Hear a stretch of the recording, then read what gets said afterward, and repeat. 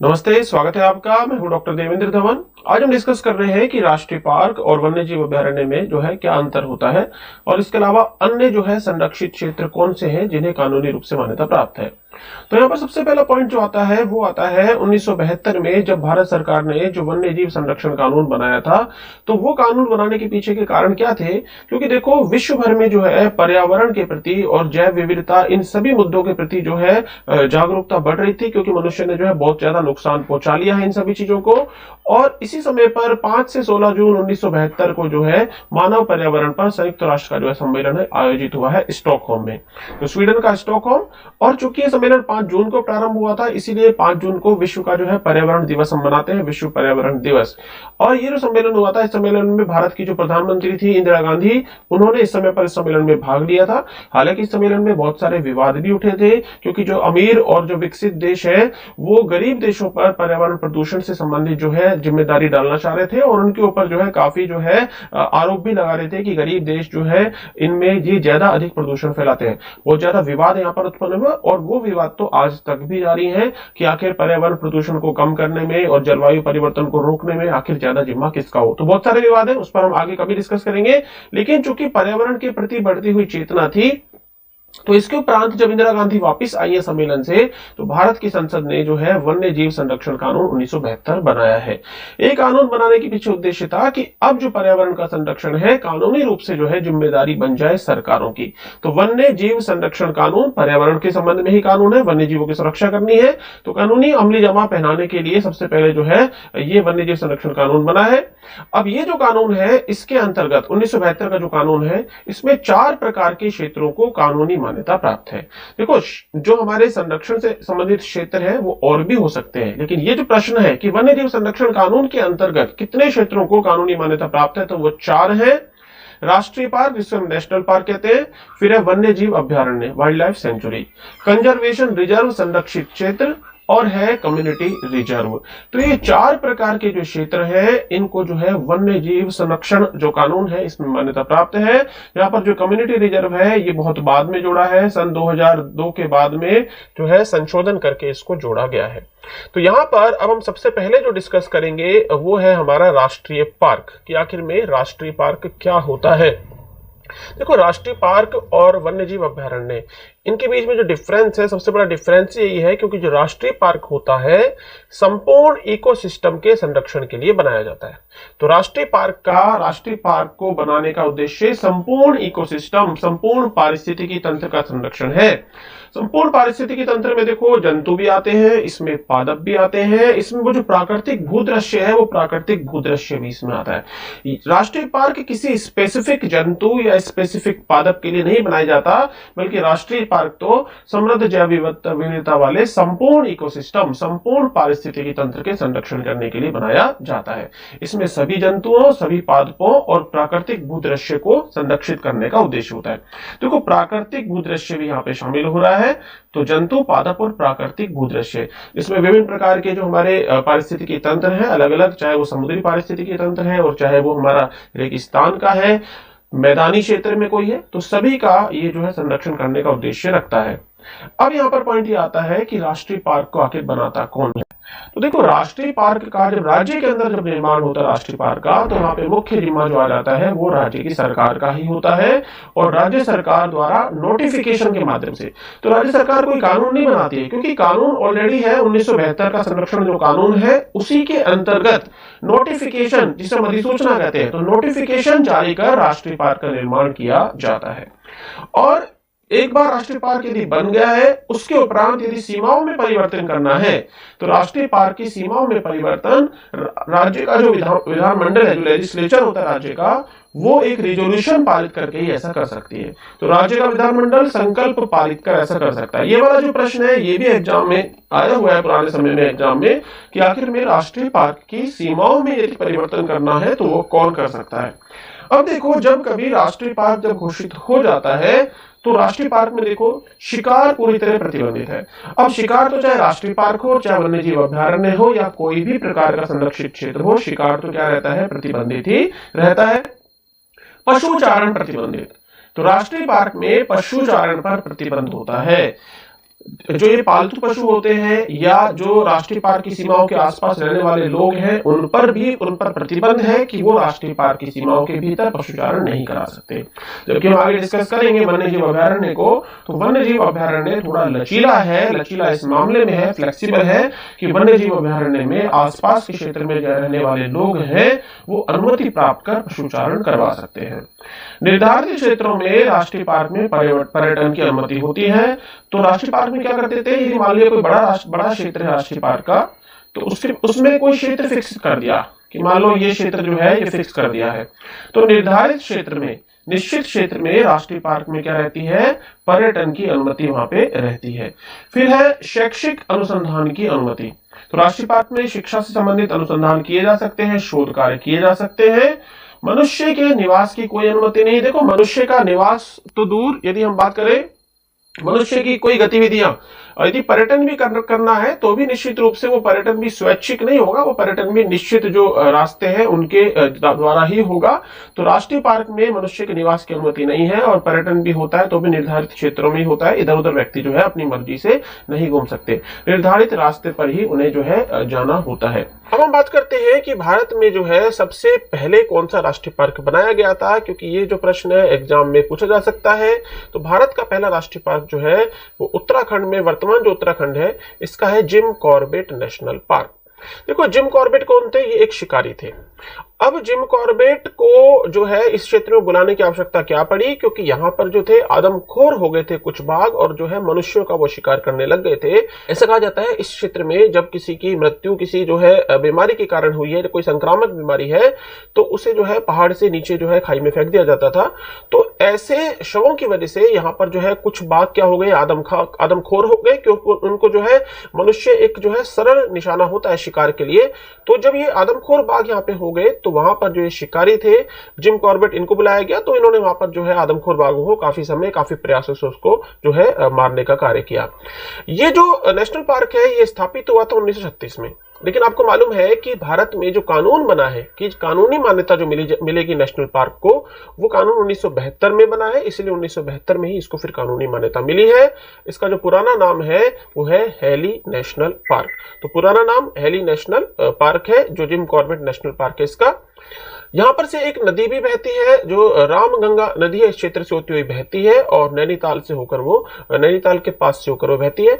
और Jim Corbett national park में जो है हाथी भी मिलते हैं बहुत सारे। इसके बाद आप देखते हो कि तैरता हुआ नेशनल पार्क। तो तैरता हुआ जो नेशनल पार्क है उसका नाम है केबुल लमजाओ और वो कहां पर है, मणिपुर।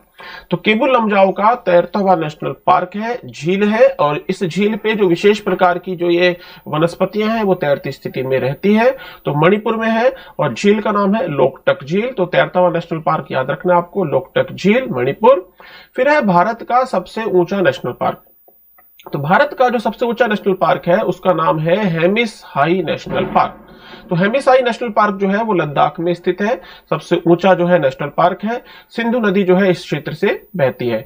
तो इस क्षेत्र में से कौन सी नदी बहेगी, सिंधु नदी इस क्षेत्र से होकर बहती है। तो हेमिस हाई नेशनल पार्क कहां का है, लद्दाख का। तो लेह लद्दाख वाला क्षेत्र है। याक यहाँ पे मिलते हैं, यहाँ पे जो बर्फ के जो तेंदुए हैं वो तेंदुए भी यहाँ पर मिलते हैं, ऊंचे जो पहाड़ी क्षेत्र है यहाँ पर। और वैसे ये कोल्ड डेजर्ट जैसा है, शीत मरुस्थल जैसा ये क्षेत्र है। ऐसे ही भारत का सबसे छोटा नेशनल पार्क। तो भारत का सबसे छोटा नेशनल पार्क आप देखते हो एक छोटा सा द्वीप है जो अंडमान निकोबार द्वीप समूह के पास एक छोटा सा द्वीप है, साउथ बटन द्वीप। तो साउथ बटन द्वीप पर ही साउथ बटन नेशनल पार्क जो है वो भारत का सबसे छोटा नेशनल पार्क है। तो ये जो है याद रखना आपको, सबसे छोटा नेशनल पार्क।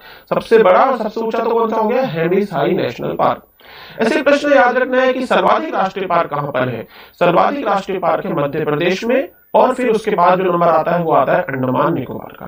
अब यहाँ पे एक प्रश्न आता है कि भारत में वर्तमान में आज मैं बात कर रहा हूं मार्च 2021 में, तो अभी तक भारत में जो है आज की डेट तक 105 जो राष्ट्रीय पार्क हैं जो बन चुके हैं, जिनको किसकी अनुमति प्राप्त है, केंद्र की अनुमति प्राप्त है, केंद्र की अनुमति। क्योंकि हमारे जो केंद्र सरकार के जो हमारी जो संस्थान है उन संस्थानों में 105 नेशनल पार्क जो है बताए जा रहे हैं। हालांकि राज्य के स्तर पे यहाँ पे संख्या में हमको कुछ विचलन देखने को मिलता है। उदाहरण के लिए जैसे मैं आपको राजस्थान की बात बताऊं कि राजस्थान में जो है, राजस्थान सरकार की जो वेबसाइट है वहां पर 3 ही नेशनल पार्क जो है बताए जाते हैं। राजस्थान पर्यटन की वेबसाइट पर या राजस्थान वन्यजीव से संबंधित वेबसाइट पर 3 नेशनल पार्क बताए जाते हैं। रणथंभौर नेशनल पार्क जो कि सवाई माधोपुर में है, केवलादेव घना नेशनल पार्क पक्षियों के लिए प्रसिद्ध है, भरतपुर में है, और मुकुंदरा हिल्स नेशनल पार्क जो कि कोटा और चित्तौड़गढ़ में फैला है। ये जो इमेज है ये मुकुंदरा हिल्स नेशनल पार्क की है, और यहाँ पर जो है ये चंबल नदी का जो क्षेत्र है, यहाँ पे चंबल नदी है, और गरड़िया महादेव वाला ये जो क्षेत्र है। अब यहाँ पर राज्य सरकार तो बताती है कि 3 नेशनल पार्क है, लेकिन केंद्र सरकार की जो वेबसाइट्स है वहां पर आते हैं 5 नेशनल पार्क। हालांकि कारण क्या है कि सरिस्का नेशनल पार्क और डेजर्ट नेशनल पार्क ये 2 ऐसे नेशनल पार्क हैं जो केंद्र सरकार की अनुमति तो इनको मिली हुई है, और राज्य सरकार ने भी प्रारंभिक जो कार्य है नेशनल पार्क बनाने से संबंधित, जिसको कहते हैं प्राइमरी नोटिफिकेशन, वो कर दिया है। लेकिन अंतिम नोटिफिकेशन, जिसे हम सेकेंडरी नोटिफिकेशन कहते हैं, वो इनका जारी नहीं हुआ है आज तक भी। तो सरिस्का और डेजर्ट नेशनल पार्क को केंद्र सरकार की अनुमति तो है, परंतु राज्य सरकार ने अभी तक भी इनको नोटिफाई नहीं किया है। इनका सेकेंडरी नोटिफिकेशन जो होता है वो जारी नहीं हुआ है अभी तक भी। इसीलिए राजस्थान में 3 नेशनल पार्क है। राज्य के लेवल पर यदि हमारा कोई एग्जाम होता है राजस्थान के एग्जाम्स में, तो 3 ही इसका आंसर आएगा। इसके बाद देखो वाइल्ड लाइफ सेंचुरी। तो वाइल्ड लाइफ सेंचुरी वन्यजीव अभ्यारण्य जो होते हैं, इसमें और नेशनल पार्क में अंतर यह है कि वन्यजीव अभ्यारण्य एक लचीला क्षेत्र है। और लचीला क्यों? क्योंकि यहां पर देखो पशु भी चरने के लिए आ सकते हैं, पशुचारण हो सकता है, ग्रेजिंग अनुमति प्राप्त करनी है, और जनरली वो आसपास में रहने वाले जो मनुष्य हैं, जो ट्राइब्स हैं, उनके लिए वो जो है अनुमति मिलती है। और दूसरा, वन्यजीव अभ्यारण्य जो होता है वो किसी विशेष जो है जीव को संरक्षित करने के उद्देश्य से होता है। कोई ना कोई विशेष जो है, जैसे शेर, जैसे टाइगर के लिए स्पेसिफिक है, किसी ना किसी स्पेशल जो है वाइल्ड एनिमल, और उस कारण से वन्यजीव अभ्यारण्य बनते हैं। इसको भी कौन बनाएगा? राज्य सरकार जो होती है, स्टेट गवर्नमेंट नोटिफिकेशन से इसको बनाती है, और बाद में सीमा में परिवर्तन करना है तो ओनली रिजोल्यूशन से ही सीमा में परिवर्तन हो जाता है, जो कि स्टेट का जो लेजिस्लेचर होता है, राज्य का जो विधानमंडल होता है, उसके द्वारा होता है। पर्यटन की अनुमति होती है, राष्ट्रीय पार्क में भी अनुमति थी, यहां पर भी थी। हालांकि क्षेत्र तो देखो निर्धारित ही होते हैं, पर्यटक जो है वो अपनी मनचाही जगह पर नहीं घूम सकते, निश्चित रास्तों पर ही उनको पर्यटन की अनुमति होती है। अनुमति के बाद पशुचारण संभव है, हमको याद रखना है। शिक्षा, अनुसंधान कार्य, शोध कार्य की अनुमति होती है, जो हमारा ये जो वाइल्ड लाइफ सेंचुरी होती है इनके अंदर। तो वन्यजीव अभ्यारण्य, तो वन्यजीव अभ्यारण्य राष्ट्रीय पार्क की तुलना में लचीला क्षेत्र है, यदि हम कहें मनुष्य के आवागमन की दृष्टि से। तो वन्यजीव, एक और खास बात याद रखनी है कि यदि मान लिया कि कोई क्षेत्र पहले है वाइल्ड लाइफ सेंचुरी, वन्यजीव अभ्यारण्य है, तो उसको तो प्रमोट करके क्या बना सकते हैं? राष्ट्रीय पार्क बना सकते हैं। तो वन्यजीव अभ्यारण्य को प्रमोट करके क्या बना सकते हैं? राष्ट्रीय पार्क बना सकते हैं। लेकिन जो राष्ट्रीय पार्क है उसको वापस हम वन्यजीव अभ्यारण्य नहीं बना सकते, मतलब कि उसका डिमोशन नहीं हो सकता। प्रमोशन तो हो सकता है, वन्यजीव अभ्यारण्य का प्रमोशन करके राष्ट्रीय पार्क बन जाएगा, और उसके अकॉर्डिंग में फिर फंड्स मिलने लगेंगे, बाकी जो सुविधाएं वो मिलती है उस क्षेत्र के लिए, विकास के लिए, और जो फंड्स हैं, अधिकारी हैं। लेकिन डिमोशन नहीं हो सकता, राष्ट्रीय पार्क को हम वापिस से वन्यजीव अभ्यारण्य नहीं बना सकते। वर्तमान में भारत में है 553 वन्यजीव अभ्यारण्य वर्तमान में भारत में है, और राजस्थान के संबंध में यदि बात करें थोड़ी सी, तो वो है 26 वन्यजीव अभ्यारण्य। तो यहां पर आप देखते हो 2 क्षेत्र और हैं। जो हमारा 1972 का वन्यजीव संरक्षण कानून है, उस कानून में टोटल 4 क्षेत्र थे, राष्ट्रीय पार्क और वन्यजीव अभ्यारण्य। तीसरा जो क्षेत्र है वो होता है कंजर्वेशन रिजर्व। कौन सा है? कंजर्वेशन रिजर्व, इसको कहते हैं संरक्षित क्षेत्र। अब देखो कंजर्वेशन रिजर्व क्या होंगे, जैसे मान लिया एक ये नेशनल पार्क है कोई, या वन्यजीव अभ्यारण्य, और ये कोई दूसरा वन्यजीव अभ्यारण्य है, नेशनल पार्क है। अब इन दोनों के बीच के कुछ क्षेत्र, इन दोनों के बीच के कुछ क्षेत्रों को क्या बनाया जा सकता है? कंजर्वेशन रिजर्व बनाया जा सकता है। कारण क्या रहेगा? इन दोनों क्षेत्रों को आपस में जोड़ने का क्या होगा? उद्देश्य होगा।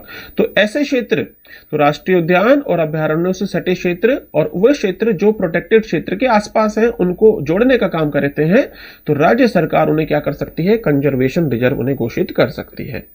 स्थानीय समुदायों के साथ विचार विमर्श के बाद ही ऐसी घोषणा की जाएगी, और संरक्षण रिजर्व को जो है, इसको जो भूदृश्य है, वनस्पतियां, जीवों, उनके रक्षा के उद्देश्य से ही घोषित किया जाता है। मुख्य उद्देश्य एक तो ये कॉरिडोर बनाने का उद्देश्य है और साथ के साथ जो है संरक्षण का उद्देश्य तो रहेगा ही। एक संरक्षण रिजर्व के अंदर रहने वाले लोगों के अधिकार प्रभावित नहीं होते हैं, स्थानीय समुदायों के अधिकार यहाँ पे इंटैक्ट रहते हैं, वहां पे उन पे कोई अनुमति लेने से संबंधित या इस प्रकार की बाध्यताएं नहीं होती। भारत में जो है कंजर्वेशन रिजर्व की संख्या कितनी है? 86 है भारत में कंजर्वेशन रिजर्व्स की संख्या। राजस्थान में जो है 8 कंजर्वेशन रिजर्व है और 2 और प्रस्तावित है, तो 8 कंजर्वेशन रिजर्व जो है वो राजस्थान में है। तो इसके बाद जो आता है अगला जो है वो हमारा होता है कम्युनिटी रिजर्व। कम्युनिटी रिजर्व का मीनिंग होता है सामुदायिक आरक्षित क्षेत्र। कम्युनिटी रिजर्व मीनिंग है सामुदायिक आरक्षित क्षेत्र। तो जो कम्युनिटी रिजर्व होता है, अब देखो सामुदायिक आरक्षित क्षेत्र का भी खास पॉइंट आपको याद रखना है। एक तो इसको काफी बाद में बनाया गया, सन 2002 में जो है एक्ट में संशोधन किया।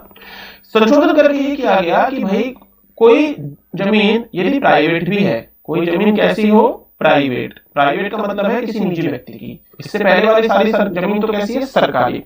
लेकिन कोई प्राइवेट जमीन भी है तो उस प्राइवेट जमीन को भी जो है वन्य जीव से संबंधित संरक्षण के लिए और पूरी ओवरऑल जो है हमारा प्राकृतिक भूदृश्य और प्रजातियों के संरक्षण के लिए उसे भी जो है सामुदायिक आरक्षित क्षेत्र घोषित किया जा सकता है। तो ये वाला प्रश्न भी याद रखना है, क्या प्राइवेट जो भूमि है उसको भी आरक्षित क्षेत्र बना सकते हैं क्या? हाँ, निश्चित रूप से। और ये प्रावधान जो है ये सन 2002 में जो है जो अमेंडमेंट हुआ उसके बाद ये प्रावधान हुआ है और भारत में अभी तक 163 जो है इस प्रकार के जो कम्युनिटी रिजर्व है वो बनाए जा चुके हैं।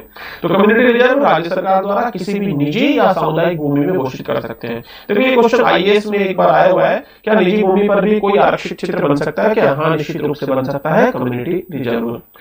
कम्युनिटी रिजर्व जीवों, वनस्पतियों और पारंपरिक और सांस्कृतिक संरक्षण मूल्यों और प्रथाओं की रक्षा के लिए उद्देश्य से घोषित किए जाते हैं। इसका मतलब है संस्कृति को भी काफी महत्व दिया गया है। इन क्षेत्रों में इसके आसपास रहने वाले जो लोग हैं उनका भी जो यहाँ पे उनका भी संरक्षण करने का उद्देश्य है। लेकिन भूमि कैसी भी हो सकती है? प्राइवेट भूमि भी हो सकती है। ऐसे जरूरी नहीं है कि प्राइवेट ही होगी, सरकारी भी हो सकती है, लेकिन प्राइवेट के ऊपर भी घोषित किया जा सकता है। एक समुदाय रिजर्व मतलब कम्युनिटी रिजर्व के अंदर रहने वाले लोगों के अधिकार प्रभावित नहीं होते। उन पर कोई रेस्ट्रिक्शन या बाध्यता नहीं है कि वो पशुचारण से संबंधित उनको अनुमतियां लेनी हो या जंगल में आने जाने से संबंधित ऐसी अनुमतियां उनको नहीं लेनी होती। और भारत में कितने कम्युनिटी रिजर्व है? 163। अभी हमने इस लेक्चर में बात की हमारे जो वाइल्ड लाइफ प्रोटेक्शन एक्ट जो है 1972 का, उसके अकॉर्डिंग में कौन कौन से हमारे क्षेत्र है प्लस राष्ट्रीय पार्क और वन्यजीव अभयारण्य में क्या डिफरेंस है। तो मिलते हैं फिर नेक्स्ट वीडियो में।